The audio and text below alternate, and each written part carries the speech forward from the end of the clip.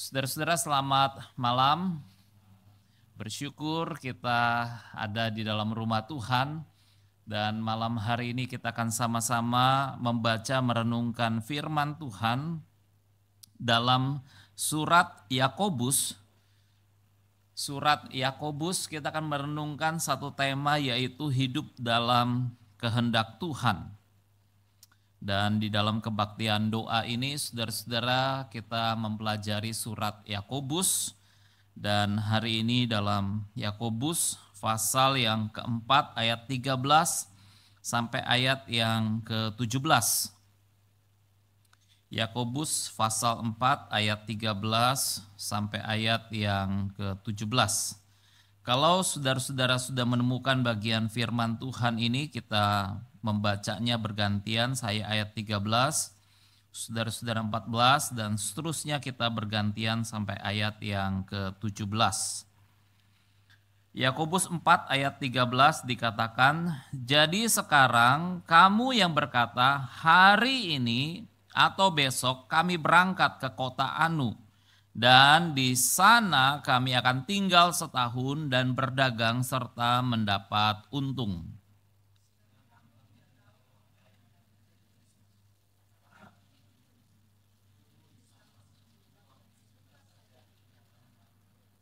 Sebenarnya kamu harus berkata, jika Tuhan menghendakinya kami akan hidup dan berbuat ini dan itu.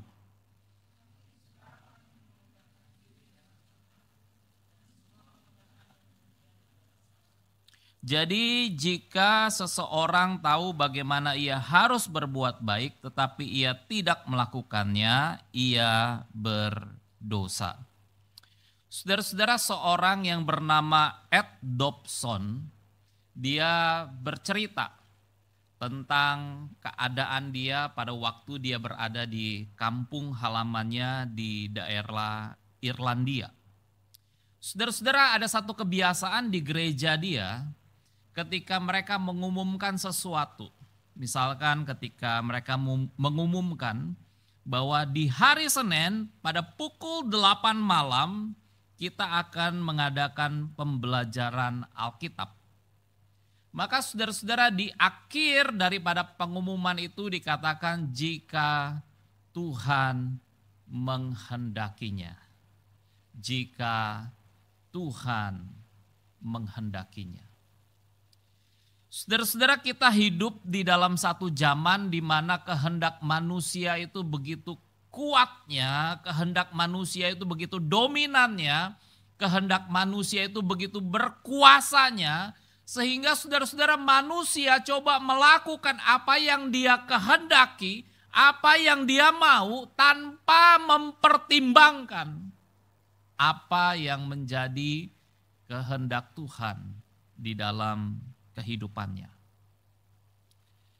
Saudara-saudara, ketika kita hidup sebagai seorang pengikut Kristus, maka seharusnya kita menaklukkan kehendak kita. Kita yang telah percaya kepada Tuhan Yesus Kristus sebagai Tuhan dan Juru Selamat, kita seharusnya menaklukkan kehendak kita di bawah kehendak Tuhan. Kehendak Tuhan menjadi yang utama di dalam kehidupan kita. Saudara-saudara, apakah kehendak Tuhan itu yang menjadi yang utama di dalam kehidupan saudara? Ketika kita ingin melakukan segala sesuatu, membuat sebuah perencanaan, membuka sebuah bisnis yang baru, ketika kita ingin untuk mencari teman hidup, ketika kita ingin membuat sebuah keputusan-keputusan dalam kehidupan kita. Saudara-saudara, apakah kita mempertimbangkan akan kehendak Tuhan di dalam kehidupan kita? Saudara-saudara, di dalam Yakobus 4 ayat 15 di sana dikatakan, sebenarnya kamu harus berkata, jika Tuhan menghendakinya, kami akan hidup dan berbuat ini dan itu. Jika Tuhan menghendakinya. Saudara-saudara, apa maksudnya kata-kata dalam surat Yakobus ketika dikatakan jika Tuhan menghendakinya. Dalam sebuah tafsiran, saudara-saudara, di dalam Bible Reference, di sana dikatakan Tuhan ingin anak-anaknya rela hidup dalam kebergantungan kepadanya. Termasuk ketika kita mempertimbangkan kehendak Tuhan dalam membuat sebuah perencanaan dalam hidup kita. Dan dikatakan saudara-saudara bahwa kemudian kita mengandalkan hasilnya kepada Tuhan yang mengendalikan segala sesuatu. Tuhan ingin kita hidup di dalam satu prinsip di mana jika Tuhan menghendakinya. Saudara-saudara, Rasul Paulus di dalam perjalanan misinya, tentu dia membuat sebuah perencanaan untuk mengunjungi kota demi kota demi kota. Tetapi saudara-saudara, menarik sekali ketika Paulus berada di Efesus. Dan pada waktu itu saudara-saudara, orang-orang di Efesus, jemaat di Efesus meminta Paulus untuk tinggal lebih lama di Efesus. Jadi saudara-saudara, Paulus memiliki satu kerinduan untuk dia kembali mengunjungi jemaat di Efesus. Kembali melihat iman mereka, kembali melihat bagaimana kesetiaan mereka mengikut Tuhan.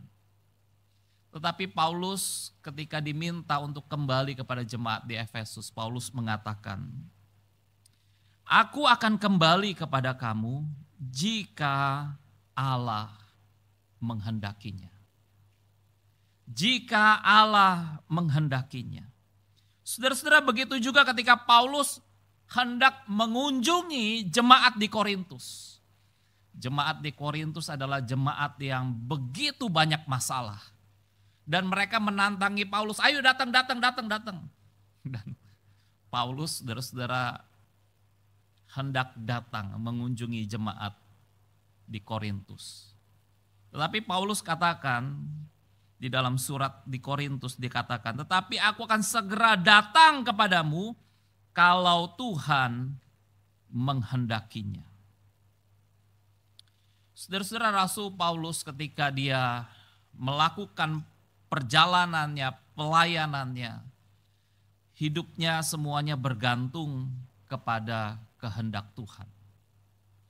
Kenapa kita perlu bergantung kepada kehendak Tuhan? Saudara-saudara, kenapa kita perlu memiliki prinsip atau gaya hidup jika Tuhan menghendakinya? Yang pertama kita belajar, saudara-saudara, ketika kita mengatakan jika Tuhan menghendakinya, ini menghindarkan kita daripada self-confidence. Menghindarkan kita daripada kesombongan. Saudara-saudara, dalam Yakobus 4 ayat 16 dikatakan, tetapi sekarang kamu memegahkan diri dalam congkakmu dan semua kemegahan yang demikian adalah salah. Saudara-saudara, kata memegahkan diri itu di dalam tense, bahasa dikatakan saudara-saudara itu menggunakan kata present tense yang menunjukkan bahwa orang-orang yang menerima surat atau membaca surat Yakobus, saudara-saudara, mereka itu punya kebiasaan. Mereka sudah terbiasa untuk membanggakan diri mereka. Mereka sudah terbiasa untuk menunjukkan kecongkakan mereka bahwa mereka hebat, bahwa mereka ahli, bahwa mereka sangat jago dalam bidang yang mereka tahu, yang mereka kuasai. Saudara-saudara, Yakobus mengingatkan mereka, kamu memegahkan diri dalam congkak yang demikian dan hal itu salah. Saudara-saudara, kecongkakan seperti apa yang ditunjukkan oleh orang-orang yang menerima surat daripada Yakobus ini? Kalau kita melihat saudara-saudara di dalam ayat 13 dikatakan hari ini atau besok kami berangkat ke kota Anu dan di sana kami akan tinggal setahun dan berdagang serta mendapat untung. Saudara-saudara perhatikan bahwa orang-orang yang disebut di dalam surat Yakobus, mereka adalah pedagang, mereka adalah pebisnis, mereka adalah orang-orang yang sedang berjual beli. Dan dikatakan bahwa mereka itu punya timeline yang luar biasa. Mereka punya timeline, mereka tahu waktu. Karena dikatakan hari ini atau besok. Jadi saudara-saudara perencanaan mereka itu matang. Hari ini atau besok. Jadi hari ini Senin mereka sudah buat timeline-nya akan ngapain. Selasa mereka buat timeline-nya akan kerjakan apa. Hari Rabu, hari Kamis, hari Jumat, hari Sabtu. Mereka sudah punya timeline. Yang kedua, saudara-saudara kita melihat bahwa mereka juga punya tujuan. Jadi mereka bukan hanya sekedar membuat timeline, tapi ada tujuan. Itu sebabnya dikatakan kami akan berangkat menuju ke kota itu. Wow. Ini mereka bukan sembarang hanya membuat rencana. Ada tujuan yang mereka mau sasar. Ada tujuan yang mereka mau raih. Ada tujuan yang mereka mau jalankan di dalam kehidupan mereka. Dan yang ketiga, saudara-saudara, kita melihat bahwa mereka itu tahu apa yang mereka mau lakukan. Sebab dikatakan di sana kami akan tinggal setahun dan berdagang. Jadi apa yang mereka mau lakukan ketika mereka akan berangkat ke kota itu? Mereka tahu yang mereka lakukan, mereka akan berdagang, dagang, usaha. Dan yang menarik yang keempat, saudara-saudara, mereka memprediksi akan hasilnya. Mereka tahu bahwa mereka akan mendapatkan keuntungan. Ada hasilnya. Karena dikatakan serta mendapat untung. Wah, kalau bocuan, mereka bilang enggak. Ini cuan, mereka bilang. Jadi apalagi yang you pikirkan, ayo kita berangkat ke kota Anu. Saya sudah punya deadline-nya, timeline-nya. Ayo kita pergi. Kita berdagang. Dan kita akan mendapat untung. Kita sebut orang-orang ini sebagai apa, saudara-saudara? Mereka pebisnis ulung. Mereka adalah pedagang yang hebat, ulet. Mereka punya mental yang luar biasa. Tetapi saudara-saudara, Yakobus mengingatkan mereka, ada sesuatu yang salah di dalam kehidupan mereka. Mereka mengandalkan kekuatan mereka sendiri, mereka mengandalkan rencana mereka sendiri, mereka mengandalkan kehendak mereka sendiri, tanpa mereka melibatkan Tuhan dalam apa yang mereka rencanakan. Mereka tidak melibatkan Tuhan. Maka Yakobus menegur orang-orang ini dengan mengatakan, kecongkakan yang demikian itu salah. Saudara-saudara, pada tahun 1984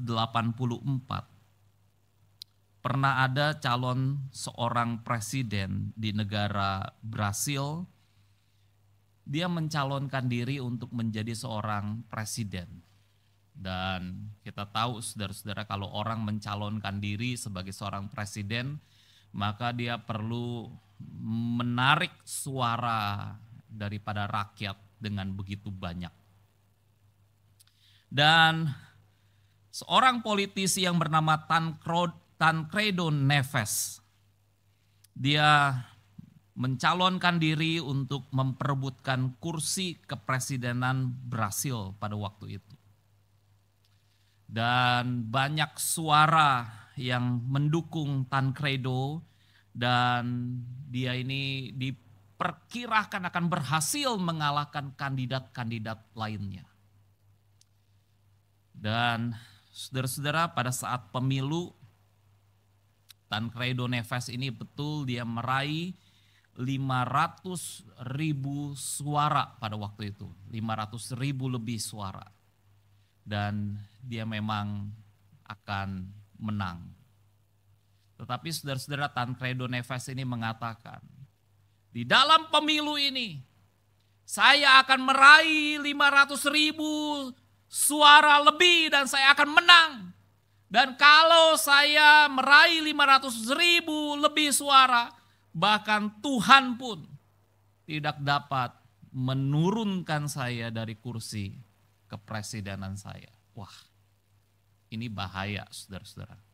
Kalau orang sudah pakai kata Tuhan, dia nggak lagi takut akan Tuhan, saudara-saudara. Dan dia melupakan Tuhan. Dan saudara-saudara, dalam sejarah dikatakan bahwa Tancredo Neves ini pada saat dia akan dilantik menjadi seorang presiden, karena dia sudah menang di dalam pemilu, malam sebelumnya Tancredo Neves ini sakit. Jadi saudara-saudara, Tancredo Neves ini tidak jadi untuk dilantik menjadi seorang presiden karena dia sakit. Dan kemudian beberapa hari kemudian dia meninggal dunia. Saudara-saudara, inilah orang-orang yang coba mereka buat rencana mereka sendiri tanpa melibatkan Tuhan. Mereka hidup dalam kehendak mereka dan mereka tidak melihat kehendak Tuhan. Mereka menyombongkan diri mereka bahwa mereka hebat, mereka punya rencana, mereka punya strategi, mereka punya segalanya. Tapi mereka tidak melihat kehendak Tuhan, rencana Tuhan. Dan mereka tidak menempatkan kehendak Tuhan, rencana Tuhan di atas segala-galanya dalam hidup mereka. Saudara-saudara, bagaimana dengan kehidupan kita? Apakah ketika kita menjalani hidup ini, kita juga berkata, yang penting kehendak saya. Yang penting apa yang saya mau. Saudara-saudara, kita tahu waktu kita hidup dengan apa yang kita mau, apa yang kita kehendaki, dan kita tidak mempertimbangkan kehendak Tuhan. Banyak hal kita tahu di depan bisa mengakibatkan hal-hal yang tidak baik. Tetapi saya percaya saudara-saudara, kalau orang Kristen dia mempertimbangkan kehendak Tuhan, maka sekalipun dia mengalami kesulitan, dia akan melihat penyertaan Tuhan, pertolongan Tuhan, kekuatan Tuhan, menolong dia ketika dia hidup dalam kehendak Tuhan. Saudara-saudara, hal yang kedua kita melihat kenapa kita perlu hidup dalam satu gaya hidup jika Tuhan menghendakinya. Yang kedua, saudara-saudara, kita tidak tahu apa yang akan terjadi besok. Dengan kata lain, saudara dan saya terbatas. Kita terbatas, saudara terbatas, saya terbatas. Kita tidak tahu apa yang akan terjadi besok.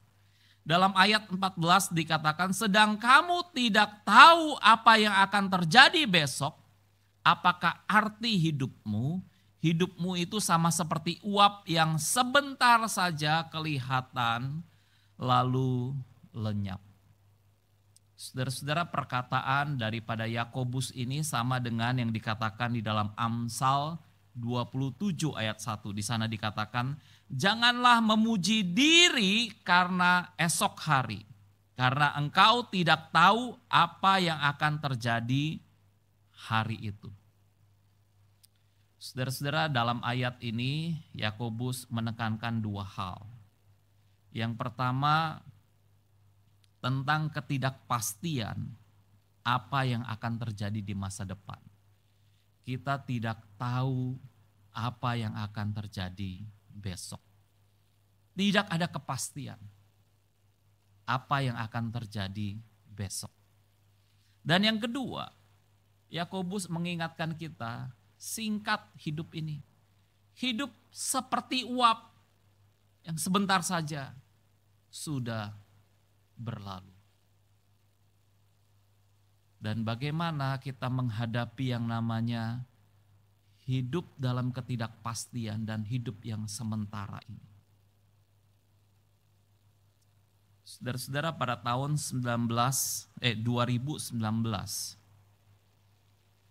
pada waktu itu saudara-saudara, orang-orang tidak menduga terjadi yang namanya COVID-19. Jadi kalau tidak salah saudara-saudara, COVID ini menyebar ketika di Indonesia ketika akan Imlek, saudara-saudara. Orang mau kunjungin orang Kyonghi, pasti anak-anak muda sudah buat rencana. Dapat angpau. Wah, tapi kali ini dia dapat angpaunya digital, saudara-saudara. Bukannya uang, digital. Kyonghi. Saudara-saudara, pada saat itu tidak ada orang yang menduga bahwa COVID itu akan menjadi satu penyakit yang menyebar dan penyakit yang mematikan banyak orang.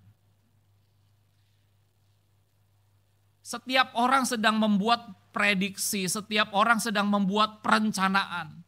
Bahkan saudara-saudara, kalau kita melihat China, negara yang pertama kali terjadi yang namanya penyebaran COVID. Itu negara yang sedang membangun teknologi mereka, membangun infrastruktur mereka, membangun ekonomi mereka. China sedang hebat-hebatnya. Tetapi saudara-saudara, siapa yang menyangka COVID meluluhlantakkan seluruh dunia, menghancurkan seluruh dunia. Orang-orang yang punya rencana, mereka mau ini, mereka mau ini. Orang-orang yang punya usaha, mereka mau buka ini, mereka mau buka itu. Dan pada waktu itu saya mengingat sekali saudara-saudara, di Citra Raya itu baru dibuka Mall Ciputra. Dan banyak tenan-tenan itu orang sudah DP, dan kemudian mall itu akhirnya ditutup, sepi saudara-saudara. Tidak ada orang yang mengunjungi mall pada waktu itu. Dan orang sudah membuat rencana, mereka sudah membuat planning. Tetapi itulah manusia, terbatas, saudara-saudara. Orang-orang mungkin memprediksi, wah saya akan buat ini, buat itu. Tapi kemudian mereka terkena COVID dan mereka meninggal dunia. Saudara-saudara, tidak ada orang yang bisa menduga apa yang akan terjadi besok. Maka Yakobus menekankan kepada pedagang-pedagang yang sombong pada waktu itu, kepada orang-orang yang sedang menjalankan usaha, mereka coba mengandalkan kekuatan mereka sendiri. Yakobus mengingatkan, jangan kamu sombong, hidup dalam kehendak Tuhan. Jika Tuhan menghendakinya. Artinya kita hidup dalam kebergantungan kepada Tuhan. Kita tundukkan kepala kita berdoa. Bapa Tuhan, tolong kami hidup dalam kehendak-Mu ya Tuhan. Biar kami meletakkan diri kami di bawah otoritas Tuhan. Kami adalah hamba-hamba-Mu ya Tuhan. Kami adalah anak-anak-Mu yang seharusnya hidup kami adalah melakukan apa yang Engkau kehendaki untuk kami lakukan.